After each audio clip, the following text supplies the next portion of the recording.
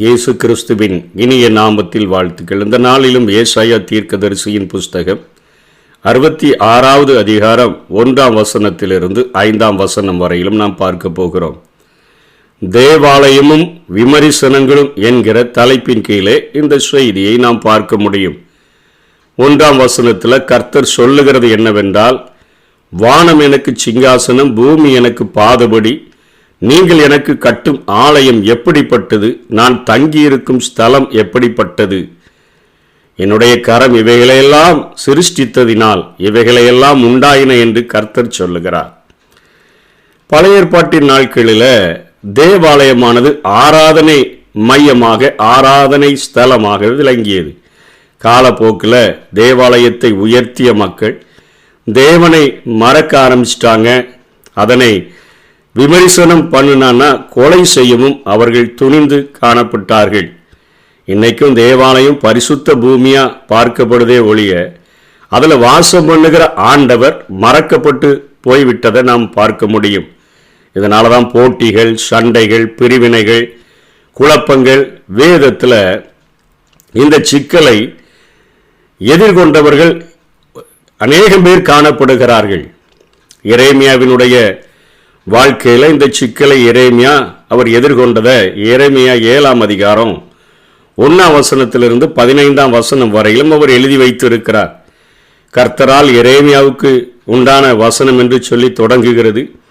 கர்த்தருடைய ஆலயத்தின் வாசல்ல நின்று கொண்டு அவர் அங்கே கூறி சொல்ல வேண்டிய வசனம் என்னவென்றால், கர்த்தரை பணிந்து கொள்ள பிரவேசிக்கிற யூத ஜனங்கள் கர்த்தருடைய வார்த்தையை கேட்கும்படியாக அழைக்கப்படுகிறார்கள். உங்கள் வழிகள், உங்கள் கிரியைகளை சீர்படுத்துங்க, அப்பொழுது இந்த ஸ்தலத்தில் உங்களை குடியிருக்க பண்ணுவேன். 4ஆம் வசனத்தில் கர்த்தரின் ஆலயம், கர்த்தரின் ஆலயம், கர்த்தரின் ஆலயம் இதுவே என்று சொல்லி பொய் வார்த்தைகளை நம்பிக்கொள்ளாதிருங்க. 5ஆம் வசனத்தில் வழிகளை, கிரியைகளை நன்றாய் சீர்படுத்தி மனுஷனுக்கு உள்ள வழக்கையும் நியாயம் தீர்த்து அதை சரியானபடி முடிச்சு வைங்க. 6ஆம் வசனத்தில் பரதேசி, திக்கற்றவங்க, விதவைகளை ஒடுக்காம, குற்றமில்லாத இரத்தத்தை சிந்தாம, உங்களுக்கு கேடு உண்டாக அந்நிய தேவர்களை பின்பற்றாமலும் இருங்க. அப்படி இருந்தீங்கன்னா இந்த ஸ்தலத்தில் உங்களை சதா காலமும் நான் குடியிருக்க பண்ணுவேன். 8ஆம் 9ஆம் வசனங்களில் பொய் வார்த்தைகளை நம்பி திருடி கொலை செய்து விபச்சாரம் பண்ணி பிற்பாடு வந்து என் நாமம் தரிக்கப்பட்ட இந்த ஆலயத்தில் எனக்கு முன்பாக நின்று இந்த அருவருப்புகளெல்லாம் செய்வதற்காக விடுதலை பெற்றிருக்கிறோம் என்று சொல்லுவீர்களோ, என் நாமம் தரிக்கப்பட்ட இந்த ஆலயம் உங்கள் பார்வைக்கு கல்லர் குகை ஆயிற்றோ என்று சொல்லி 15ஆம் வசனத்தில் உங்களையும் என் முகத்தை விட்டு தள்ளி போடுவேன் என்று கர்த்தர் சொல்லுகிறார். இப்படிப்பட்ட கேடான காரியங்களை செய்தீங்கன்னா என் முகத்தை விட்டே தள்ளி போட்டு விடுவேன் என்று சொல்லி எரேமியாவின் மூலமாக சொல்லப்பட்ட வார்த்தைகளை எரேமியா தன்னுடைய 7ஆம் அதிகாரத்தில் அவர் எழுதி வைத்திருக்கிறதை பார்க்கிறோம். ஒரு வேடிக்கையான கதை ஒன்றை சொல்லுவார்கள். ஒரு அருமையான ஆலயத்தை சபையினுடைய மூப்பர்கள், சபையின் கமிட்டியானது கட்டி எல்லாவற்றையும் செய்து முடித்த பின்பு அவர்களுக்குள்ள போட்டிகளில் அந்த ஆலயத்திற்கென்று நியமிக்கப்பட்ட ஊழியரை அவங்க பிடிச்சி வெளியே தள்ளிட்டாங்க. ஒரு சண்டையில் அவர் வெளியே நின்று கொண்டு பிரசங்கிப்பதற்காக நியமிக்கப்பட்ட ஒருவர் வெளியே நின்று அவர் அழுது கொண்டு நிற்கிறார். அப்படி அழுது கொண்டு நிற்கும் பொழுது அவருக்கு மிகுந்த வேதனை. இந்த சபைக்காக எவ்வளவோ நம்ம பாடுபட்டோம், கட்டும்போது எவ்வளவோ உதவிகளை செய்தோம், நம்மளை அந்த கமிட்டி பிடிச்சு வெளியே தள்ளிட்டாங்களே அப்படின்னு சொல்லி நிற்கும் பொழுது அருகிலே இன்னொருவர் நின்று கொண்டிருந்தார். இவர் பார்த்தார், உண்மையும் வெளியே தள்ளிவிட்டார்களா என்று சொல்லி அவர் கேட்கும் பொழுது அவர் இவரிடத்துல கேட்கிறார், நீர் எதற்கு வெளியே வந்துட்டீரு? அவங்களுக்குள்ள சண்டையில் 2 குரூப்பாக இருக்கிறாங்க. அவங்க சண்டை போட்டதில் என்ன வெளியே தள்ளிட்டாங்க, உள்ள சண்டை போட்டுட்டு கிடக்கிறாங்கன்னு சொன்ன உடனே பக்கத்தில் நின்றவர் சொன்னார், நான் இயேசு, எனக்காக தான் இந்த ஆலயத்தையே கட்டுனாங்க, என்னையே உள்ள விட மாட்டேங்கிறாங்க, அப்போனா ஒன்றை எப்படி உள்ள விடுவாங்க என்று கேட்பது போல. அது ஒரு வேடிக்கையான கதையாக இருந்தாலும் இன்றைக்கு கட்டடங்கள் பரிசுத்த ஸ்தலமாக பார்க்கப்படுகின்றதே ஒழிய அதில் வாசம் பண்ணுகிறார் என்று சொல்லி நினைக்கிற அந்த காரியங்கள் மறக்கப்பட்ட சூழ்நிலை நிமித்தமாக உண்மையாய் தேவனை நேசிக்கிற பிள்ளைகள் பகைக்கப்படுகிறதை நாம் பார்க்க முடிகிறது. கிறிஸ்துவும் தன்னுடைய ஊழிய நாட்களில் இதே எரேமியாவின் வசனங்களை எடுத்து அவர் வாளாக வீசுகிறத நம்ம பார்க்க முடியும். எரேமியா 7:11 சொல்லப்படுத, என் நாமம் தரிக்கப்பட்ட இந்த ஸ்தலம் உங்கள் பார்வைக்கு கல்லர் குகையாயிற்றோ என்று ஆண்டவர் கேட்கிறார்ல. அந்த வசனத்தை இயேசு எடுத்துக்கொண்டு மார்க் 11:17-18 வசனங்களில் அதை பேசும்போது அந்த ஜனங்கள் அவரை என்ன செய்ய நினைக்கிறார்கள் என்கிற காரியத்தை குறித்து மார்க் எழுதின சுவிசேஷத்தில் நாம் பார்க்கிறோம். என்னுடைய வீடு எல்லா ஜனங்களுக்கும் ஜெப வீடு எண்ணப்படும் என்று எழுதியிருக்கவில்லையா? நீங்களோ அதை கல்லர் குகையாக்கினீர்கள் என்று அவர்களுக்கு சொல்லி உபதேசித்தார். அதை வேத பாரகரும் வேதத்தை போதிக்கிறவர்களும் பிரதான ஆசாரியர் அவர்கள் வருஷத்துக்கு ஒரு முறை தங்களுக்காகவும் வெளியே நிற்கிற ஜனங்களுக்காகவும் தேவனிடத்தில் பாவ மன்னிப்பை பெற்று, ஆண்டவரே வெளியே ஒரு ஜனக்கூட்டம் உண்டே, உம்முடைய வார்த்தைகள் என்ன நான் அவர்களுக்கு அறிவிக்க வேண்டுமே என்று சொல்லி தேவனுடைய வார்த்தைகளை மகா பரிசுத்த ஸ்தலத்தில் பிரவேசித்து சொல்லக்கூடிய பிரதான ஆசாரியரும் கேட்டு அவரை கொலை செய்ய வகை தேடினார்கள் என்று மார்க் எழுதுகிறார்.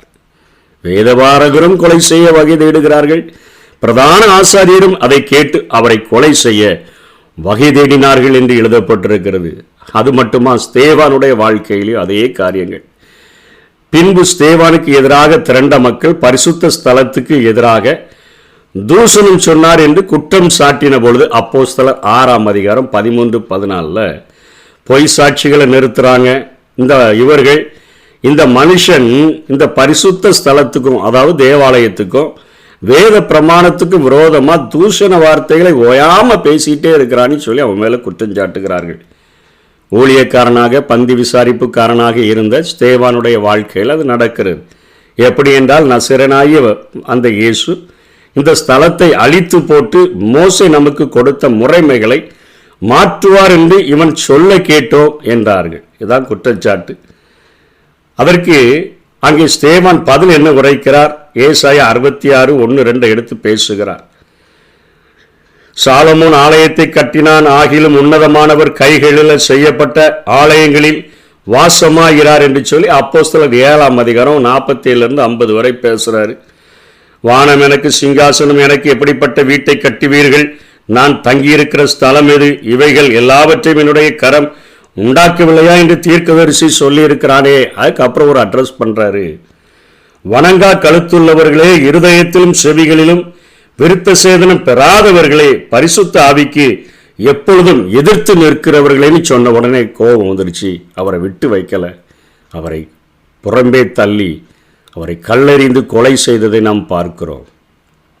ஏசாயா இந்த அதிகாரத்தில் என்னதான் சொல்ல விரும்புகிறார்னா, இங்கே தேவாலயத்துக்கு அதற்குரிய இடத்தை கொடுங்கப்பா, தேவனுக்கு அவருக்குரிய இடத்தை வழங்க அவர் அறிவுரை கூறுகிறத நம்ம பார்க்கிறோம்.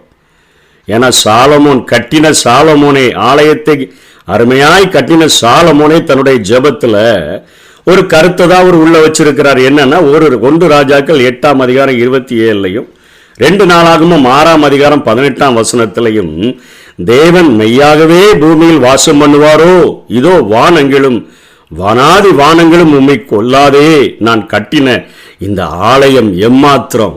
மகா பெரிய ஆலயத்தை கட்டின முதலாக இந்த பூமியில ஆலயத்தை கட்டின சாலமோன் செல்லுகிற ஜெபம், மெய்யாக பூமியில நீங்க வாசம் பண்ணுவீங்களா, இந்த வானாதி வானங்களும் கொல்லாத உண்மை நான் இந்த கட்டடத்தில் நீங்க தங்குவீங்களா, அது எம்மாத்திரம்னு கேட்குறேன். 2 நாளாகம 6:18 தேவன் மெய்யாகவே மனுஷரோடே பூமியில வாசம் பண்ணுவாரோ என்கிற கேள்விகளை அவர் கேட்டுத்தான் அந்த ஆலயத்தில் ஒரு ஜெபத்தை ஏறெடுக்கிறதை நாம் பார்க்கிறோம். இன்னைக்கு சபை பிரிவுகள் என்கிற பெயரில், கட்டடங்கள் என்கிற பெயரில் முதலிடத்தை பிடிச்சு, இன்னைக்கு கட்டடங்கள் தான் முதலிடத்தை பிடிச்சிருக்கதே ஒழிய, பிரிவினைகள் தான் முதலிடத்தை பிடிச்சிருக்கதே ஒழிய, தேவன் மறக்கப்பட்ட நிலைமையில காணப்படுகிறார். இது மிகப்பெரிய ஒரு மதியினம் என்பதை ஆண்டவரை அறிஞ்சிருக்கிற பிள்ளைங்க நிச்சயமாக நாம் உணர்ந்து கொள்ள வேண்டும். தொடர்ச்சியா 3ஆம் வசனத்திலையும் அவர் சொல்றாரு, அவங்க மாடை பலி செலுத்துகிறாங்க, மாடு வெட்டுதல், ஆட்டை பலியிடுதல், இவைகளெல்லாம் செய்கிறாங்க. இதை எதுக்கு ஏசாயா சொல்றாங்கன்னா, வெளிப்படையா ஆராதனை செய்கிறாங்க. அவங்க பலி செலுத்துதல் அவர்களுக்கு நியமிக்கப்பட்டிருந்தது. அவர்கள் பாவங்களுக்காக ஆட்டையோ மாட்டையோ புறா குஞ்சுகளையோ அவர்களுக்கு பலி செலுத்துகிறதற்கான நியமம் இருந்தது. அதை அவர்கள் தங்களுடைய குற்றங்களை உணர்ந்து தங்களுடைய பாவங்களிலிருந்து மனம் திரும்பும்படியாக ஆத்மாவிலே செய்யப்படுகிற அந்த காரியங்களை, அந்த அருவருப்புகளிலிருந்து உணர்ந்து மனம் திரும்பும்படியாக அந்த பலி செலுத்துதல் ஆண்டவர் ஏற்படுத்தியிருந்தார். அவங்க அதை ஒரு வெளிப்படையான ஒரு ஆராதனையாக அதை மாற்றி ஒரு சடங்காச்சாரமாக மாற்றி கீழ்ப்படிய இருதயம் இல்லாமல் ஆத்மாவினுடைய அருவருப்புகளில் அவங்க தொடர்ந்து காணப்பட்டதுனால அந்த பலி செலுத்துதலை ஆண்டவர் கொலைக்கு சமம் என்றே சொல்லுகிறதாக இங்கே ஏசாயா சொல்லுகிறதை பார்க்கிறோம். இப்படிப்பட்ட காரியங்களை அவர்கள் செய்து வருகிறபடியினால அவர்களுடைய வாழ்க்கையில் நான் தீவிர ஆபத்தில் அவர்கள் என் பேச்சுக்கு கேட்கல, நான் பேசுனா கேட்க மாட்டேங்கிறாங்க, கூப்பிட்டா மறு உத்தரவு சொல்ல மாட்டேங்கிறாங்க, என் பார்வைக்கு பொல்லாப்பானதை செய்து விரும்பாததை தெரிஞ்சு கொள்ளுகிறபடினால அவர்களுடைய ஆபத்தில் நானும் அதை தெரிந்து கொண்டு திகிலை வரப்பண்ணுவேன் என்று ஆண்டவர் சொல்லிட்டு, ஆண்டவர் இந்த காரியத்தில் இந்த 5 வசனங்களுக்குள்ள எதை விரும்புகிறார் என்கிற காரியத்தையும் ஏசாயா சொல்லாமல் இல்லை. அவர் ஏசாயா 66 அதிகாரம் 2 வசனத்தினுடைய பின்பகுதியில் சொல்லுகிறாரு, ஆனாலும் சிறுமைப்பட்டு ஆவியில் நொறுங்குண்டு என் வசனத்துக்கு நடுங்குகிறவனையே நோக்கி பார்ப்பேன். யாரையா நோக்கி பார்ப்பேன்? ஸ்தலம் என்று சொல்லுகிறவர்களை அல்ல, சிறுமைப்பட்டு, அதாவது தன்னை தாழ்த்தி பணிந்து காணப்படுகிற, எப்படி ஒரு ஆயக்காரன் தூரத்தில் நின்று மார்பிள் அடித்து கொண்டு வானத்துக்கு கூட கண்களை ஏறெடுத்து பார்க்க துணியாம தாழ்வாக பணிவாக ஆவியில் நொறுங்கினவனாக, அதாவது பாவங்களுக்காக மனம் வருந்துகிறவனாக என் வசனத்துக்கு நடுங்குகிறவனையே நான் நோக்கி பார்ப்பேன். அப்படி கர்த்தருடைய வசனத்துக்கு 5ஆம் வசனத்தில் வசனங்களுக்கு நடுங்குகிறவர்களுக்கு ஒருவேளை மக்கள் இகழ்ந்தாலும் கூட அவர்களுக்கு நான் சந்தோஷத்தை உண்டாக்குவேன், சந்தோஷத்தை காணும்படி செய்வேன். என் நாமத்தின் நிமித்தம் உங்களை பகைக்கிறவர்கள் அவங்க வெட்கப்பட்டு போயிடுவாங்க அப்படின்னு சொல்லி இங்கே ஏசாயா இந்த 5 வசனங்களுக்குள்ள தேவாலயத்தை குறித்த காரியங்களை சொல்லி அந்த விமர்சனங்களையும் அவர் இந்த சொல்லி முடிக்கிறதை நம்ம பார்க்கிறோம்.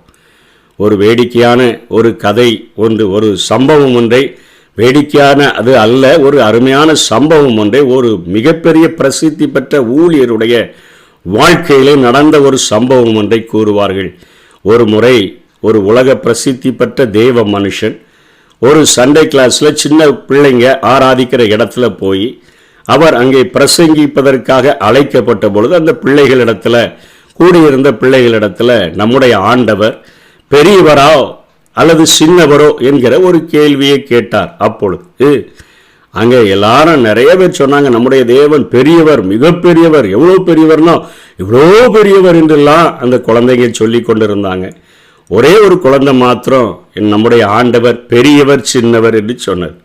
இவருக்கு மிகுந்த ஆச்சரியமாயிற்று, என்னையா பெரியவர் சின்னவர் என்று சொல்லுதே அப்படின்னு சொல்லி அந்த குழந்தையை கூப்பிட்டு, எதற்காக ஆண்டவர் பெரியவர் என்று சொல்லுகிறார், சின்னவர் என்று சொல்லுகிறார்? அப்போ அந்த குழந்தை சொன்ன காரியம், வானம் எனக்கு சிங்காசனம், அவர் கால் வச்சிருக்கிற இடம்தான் இந்த பூமி, கால் மாட்டில் தான் நம்மெல்லாம் இருக்கிறோம், அதனால என் ஆண்டவர் மிகப்பெரியவர், அவ்வளோ பெரிய ஆண்டவர் என் சின்ன உள்ளத்தில் அவர் வாசம் பண்ணுகிறபடியினால அவர் சின்ன ஆண்டவர் என்று சொன்ன பொழுது அந்த ஊழியரே அதிர்ச்சியாகி போய்விட்டார். இதுதான் உண்மையான ஒரு காரியம். சிறுமைப்பட்டு ஆவியில நொறுங்குண்டு என் வசனத்துக்கு நடுங்குகிறவனையே நோக்கி பார்க்கிறேன் என்று சொல்லுகிற ஆண்டவர் இந்த மண்பாண்டங்களில் விலையேற பெற்ற பொக்கிஷமாக நமக்குள்ளாக இருந்து வாசம் பண்ண விரும்புகிறார். இதோ வாசற்படிகளை நின்று தட்டுகிறேன், ஒருவன் என் சத்தத்தை கேட்டு கதவை திறந்தானா நான் அவனுக்குள்ள வந்து அவனோடு கூட போஜனம் பண்ணுவேன், அவனும் என்னோடு கூட போஜனம் பண்ணுவான். இயேசு கிறிஸ்துவை ஏற்றுக்கொண்டனா நானும் என் பிதாவும் அவனுக்குள்ள வந்து வாசம் பண்ணுவேன் என்று இயேசு சொல்லுகிறார். இன்றைக்கு நம்மை தாழ்த்தி கட்டடங்களுக்கு மற்ற காரியங்களுக்கு அதிகமான மதிப்பை கொடுக்காதபடிக்கு, அது யாருக்காக கட்டப்பட்டதோ அந்த தேவனை மறக்காதபடி அவரை ஆராதிக்கிறவர்களாக இன்றைக்கு நம்முடைய சரீரத்தையே ஆலயமாக மாற்றி வைத்திருக்கிறபடினால இந்த சரீரம் அசுசிப்படாதபடி, இந்த சரீரம் கல்லர் குகையாக மாற்றப்படாதபடி, நீங்களே தேவனுடைய ஆலயமாய் இருக்கிறீர்கள் என்றும் தேவனுடைய ஆவி உங்களில் வாசமாய் இருக்கிறார் என்றும் அறியீர்களா?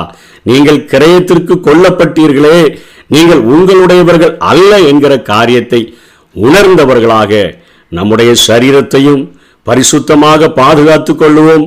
கட்டடங்களாக கட்டப்பட்டவைகள், சபை கூடி வருதல்கள், அநேகரோடு கூட நாம் ஐக்கியம் கொள்ளும்படியாக, தேவ உறவிலே வளரும்படியாக, தேவனுடைய அனந்த ஞானமானது அந்த சபையின் மூலமாக தெரியப்படுத்தப்படுகிறபடியினால சபை கூடி வருதலை விட்டுவிடாதபடிக்கு அதிலே பங்கு பெறுகிறவர்களாக காணப்படுவோம்.